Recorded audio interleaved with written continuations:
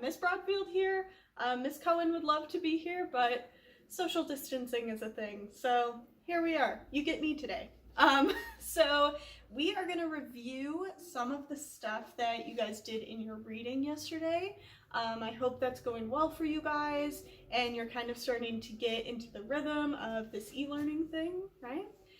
So we're just going to start by going over what ecology is. So ecology is just the study of how living things interact with each other. We're also going to review abiotic and biotic factors as well as levels of organization. So right now we're going to go on an adventure to learn more about abiotic and biotic factors. So let's go. Let's go.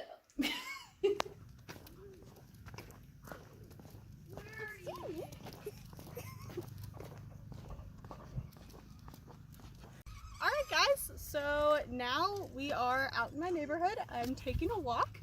So do you remember from your reading, we talked about how abiotic factors are non-living things and biotic factors are living things. So as I go on my walk, we're going to point out some of the abiotic and biotic factors that we see along the way. Alright guys, so I am walking my dog right now, and what is that an example of? Biotic factor, good, okay. What about some of the trees and bushes that are in people's yards? Also biotic, great. Okay guys, so I know you can't tell, but it is a little bit windy and it's pretty nice outside. So things like wind and temperature, what are those examples of? Abiotic factors, great.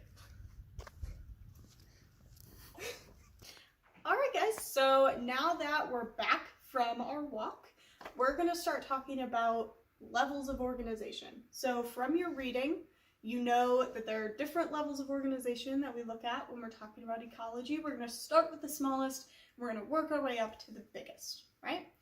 So the smallest is an individual. You just have one member all by themselves, right? Then your next step up is going to be a population.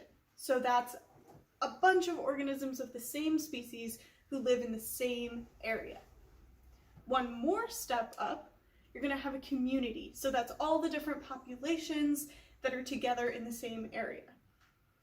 One more step up is your ecosystem. So that's all of those organisms in one place along with their physical environment. So things like all of those biotic and abiotic factors that we've been talking about. Okay? One more step bigger, you have a biome. So that's all of the ecosystems that have a similar climate and they have similar organisms. They're around the same area. That biggest level, that's the biosphere. That's the whole planet, everything on it.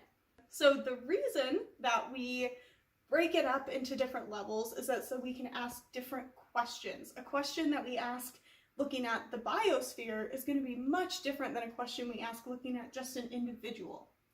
So when we're studying ecology, we need to keep in mind the questions we're asking, what level do we need to look at?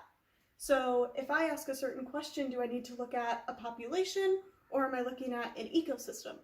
So keep that in mind as we go through this. What level are we looking at?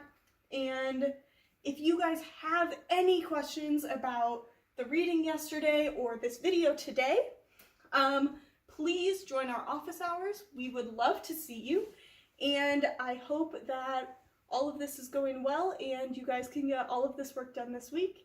There'll be a survey at the end of the week so you can kind of let me know how things are going and what you think about all of this.